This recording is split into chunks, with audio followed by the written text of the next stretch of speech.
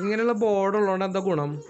അങ്ങനെയുള്ള ബോർഡ് ഉള്ളതുകൊണ്ട് നമുക്ക് രാവിലെ എണീക്കുമ്പോൾ നമ്മൾ നോർമലി നമുക്ക് എന്താ ഇന്നത്തെ കറി വെക്കും കറി വെക്കും എന്നുള്ളത് ഭയങ്കരമായിട്ട് ആലോചിക്കണം.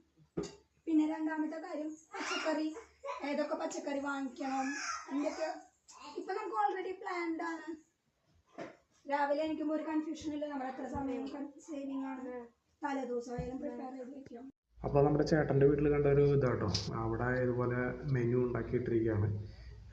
സംഭവം കൊള്ളാം, കാരണം സമയം ലാഭം. കൂടുതലും വീട്ടമ്മമാർക്ക് ടെൻഷൻ ഇതാണല്ലോ, നാളെ എന്തുണ്ടാക്കും.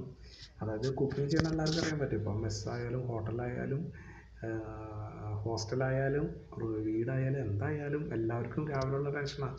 എന്ത് വയ്ക്കും, രാത്രിയാകുമ്പോൾ നാളെ ഇനി എന്താക്കും, വൈകുന്നേരം എന്താക്കും. ശരിക്കും അതിൽ നിന്നുള്ളൊരിതാണ് നമ്മൾ ഉണ്ടാക്കാനുള്ള സംഭവങ്ങളൊക്കെ റെഡിയാണ്. അതിൽ ചെറിയ മാറ്റങ്ങൾ നമുക്ക് വരുത്താം. കമ്മിറ്റിക്ക് മാറ്റം വരുത്താനുള്ള അധികാരമുണ്ടെന്ന് പറയുന്ന പോലെ അതിനുള്ള മാറ്റങ്ങൾ നമുക്ക് വരുത്തിയിട്ട് സംഭവം ചെയ്ത് കഴിഞ്ഞാൽ അടിപൊളിയാണ്. സമയ ലാഭം എല്ലാം ഉണ്ടായിരിക്കും. അപ്പോൾ നിങ്ങളും ട്രൈ ചെയ്ത് നോക്കും ഇങ്ങനൊരു സംഭവം. ഇങ്ങനെ ചെയ്യുന്നതുകൊണ്ട് കുറേ സമയ ലാഭം ഉണ്ടായിരിക്കും. മറ്റ് ടെൻഷനും കാര്യങ്ങളില്ലാതെ ഫുഡ് കാര്യങ്ങളൊക്കെ റെഡിയാക്കാൻ പറ്റും. അപ്പോൾ പറ്റുന്നവർക്ക് നോക്കിയാൽ രാത്രി അതെ ഗോതമ്പ് ദോശയായിരിക്കും, റവ ദോശയായിരിക്കും. അങ്ങനെ ദോശ എന്ന് പറഞ്ഞാൽ അത് വ്യത്യസ്തമായ ദോശകളായിരിക്കും. സാറ്റർഡേ ദോശ, ചെറുപയറ്, മീൻകറി, ചേന, പൂരി. ശരി, സൺഡേ ഇല്ലല്ലോ. എന്താ സൺഡേ? Sunday holiday. അപ്പൊ ചിക്കനോ അല്ലെങ്കിൽ ബീഫോ ആയിരിക്കില്ലേ?